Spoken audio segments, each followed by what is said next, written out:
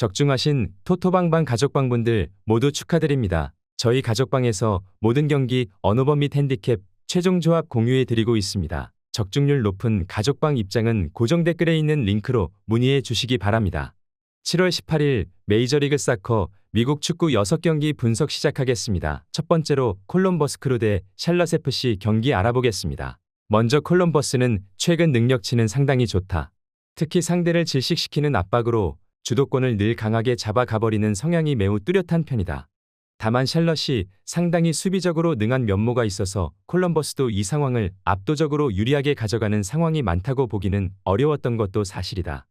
게다가 배후 공간을 찔러버리는 상황에서는 앞선에 힘을 실어주기 위해서 압박을 적극적으로 가는 성향이 오히려 난조로 이어질 가능성도 없지는 않을 것으로 보인다. 이어서 샬럿은 상대의 공세를 받아치는 플레이를 주로 보여준다. 특히 리그 내에서 가장 수비적인 성향을 보이는 팀이라는 평가도 있는 전력이다. 일단 악의망의 포스트 플레이로 다이렉트하게 플레이를 하는 것 역시 노려볼 수 있는 요소 중 하나라고 볼 수 있을 것이다. 대량 실점을 쉽게 당하는 유형이라고 보기도 어렵고 상대의 압박을 유도하고 나아가는 공세도 어느 정도는 나쁘지 않은 성과를 기대해 볼 수 있다. 기본적으로 콜럼버스의 압박의 강도가 상당히 좋은 편이라 이를 이용해서 공세를 이어가는 데 좋은 모습을 보인다. 다만 샬럿의 수비력 자체가 상당히 좋은 편이기도 하고 압박을 유도하면서 뒷공간을 공략하는 상황에서는 강한 모습을 보여주는 편이다. 콜럼버스 크루 승리를 추천합니다.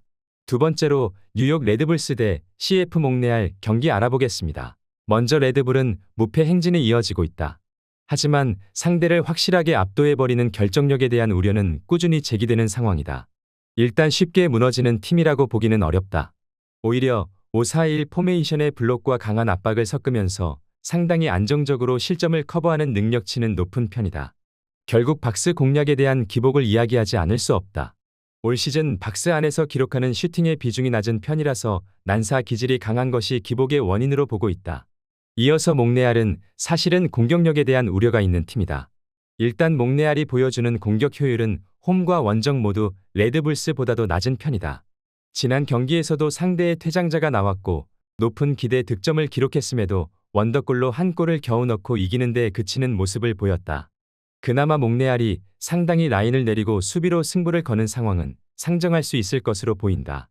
일단 주도권이나 압박의 효율에서는 레드불스이 좋아 보이는 게 사실이다.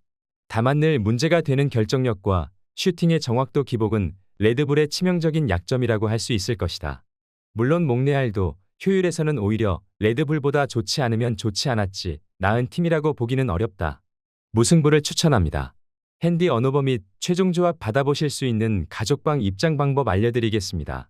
먼저 영상 하단에 댓글을 클릭해 주세요. 두 번째로 댓글 속 가족방 링크를 클릭해 주세요. 마지막으로 채팅 참여하기 누르신 후 메시지 주시고 답장 기다려 주시면 가족방 입장 도움드리도록 하겠습니다. 그럼 분석 이어가 보도록 하겠습니다. 세 번째로 FC 댈러스 대 오스틴 FC 경기 알아보겠습니다. 먼저 댈러스는 감독을 바꾼 이후로는 어떻게든 상승세를 타려고 노력하고 있다. 다만 전체적으로 보여주는 경기력에 대한 차이는 크게 없다. 특히 상대에게 압박을 당하는 상황의 차이는 크지 않다는 중론이다. 대신 수비적으로 나오는 미스가 상당히 적어진 상황이라는 점이 그나마 긍정적인 상황으로 볼 수 있다.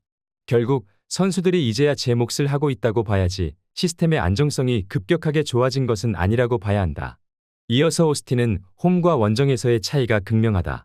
특히 공격성이라는 부분에서 오스틴의 원정 성적은 처참하기 그지없는 상태다. 오스틴이 현재 기록하고 있는 원정에서의 득점 비중은 20%에 그치고 있다. 특히 수비를 하는 입장에서는 홈과 원정 가리지 않고 상당히 실점률이 높은 편이라서 원정에서의 승리 가능성은 기본적으로 높다고 보기는 어렵다. 오스틴이 원정에서 승리할 가능성은 적다고 보는 편이 나을 것이다. 다만 댈러스가 보여주는 경기력도 감독이 바뀐 상황에서도 크게 변화가 된 것은 없다. 특히 상대에게 압박이나 공격을 당하는 상황도 개선이 된 상태는 아니다.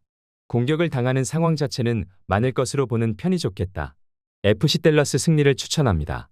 네 번째로 LA 갤럭시 대 콜로라도 래피즈 경기 알아보겠습니다. 먼저 갤럭시는 최전방 공격수에 대한 문제가 고민이다. 지공 성향을 보이면서 자신들이 주도하고 득점을 기록하는 것에 초점이 맞추어진 팀이다. 따라서 요벨리치의 부상 공백을 페인트실이 메우지 못한 것이 아쉽다.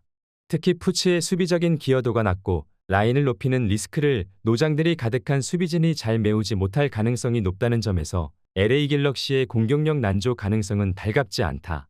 이어서 콜로라도는 지난 경기에서는 미하일로비치의 공백을 느꼈다. 상대 3분의 1 지점에서의 패스는 압도적이었지만 정작 박스 안으로 들어간 패스는 10%를 미달하는 모습이었다. 사실 콜로라도가 상당히 경기력적으로 상대를 압박하거나 하는 능력치는 좋은 편이기는 한데 결국 창조성이 부족한 상황에서는 승리를 거두기 어려운 상태라고 볼 수 있을 것이다. 두 팀이 모두 공격진 손실이 있는 상태로 만나는 매치업이다. 이 상황에서는 두 팀이 모두 장점을 잘 보여주지는 못할 가능성이 높다. 다만 LA 갤럭시가 가지고 있는 수비적인 구조적인 문제가 있어 콜로라도도 경기력적으로 어느 정도 강점을 보여준다면 할 만한 상황이 될 것으로 본다. 물론 미하일로비치의 이탈 문제가 뼈아픈 건 사실이다. 콜로라도 승리를 추천합니다. 핸디 언오버 및 최종 조합 받아보실 수 있는 가족방 입장 방법 알려드리겠습니다. 먼저 영상 하단의 댓글을 클릭해 주세요. 두 번째로 댓글 속 가족방 링크를 클릭해 주세요. 마지막으로 채팅 참여하기 누르신 후 메시지 주시고 답장 기다려 주시면 가족방 입장 도움드리도록 하겠습니다. 그럼 분석 이어가 보도록 하겠습니다.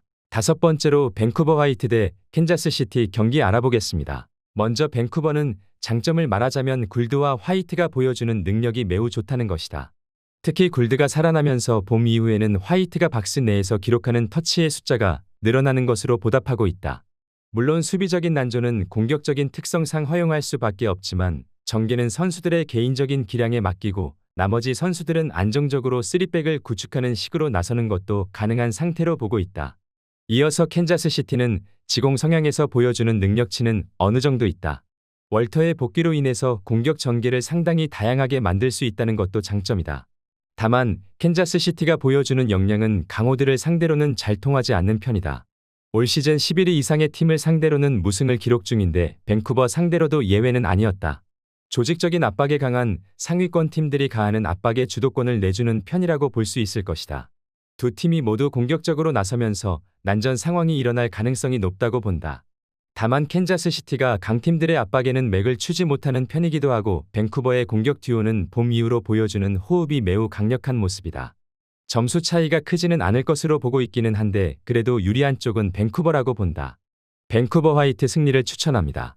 여섯 번째로 로스앤젤레스 FC 대 레알 솔트레이크 경기 알아보겠습니다. 먼저 로스앤젤레스는 강호들을 만났을 때에는 기복이 있다. 특히 턴오버가 문제가 되는 편인데 지난 콜럼버스전에서도 좀처럼 나오지 않았던 자기 진영에서의 턴오버가 문제가 되면서 결국 대패를 기록하고 말았다.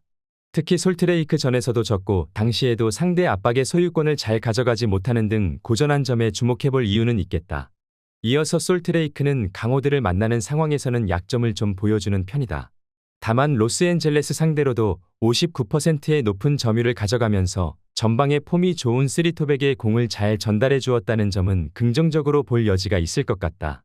물론 로스앤젤레스가 낮은 점유율에도 골을 기록할 수 있는 속공 능력이 뚜렷한 편이라는 점은 감안해야 할 것으로 보인다. 양팀 모두 강팀을 만나는 상황에서는 수비와 경기력이 하락하는 성향의 팀이다. 다만 로스앤젤레스 상대로 솔트레이크가 점유율을 가져오면서 장점을 뚜렷하게 보여주는 매치가 있었음을 감안하면 솔트레이크의 승리를 기대해 볼 만하다고 생각되는 매치업이다. 솔트레이크 승리를 추천합니다.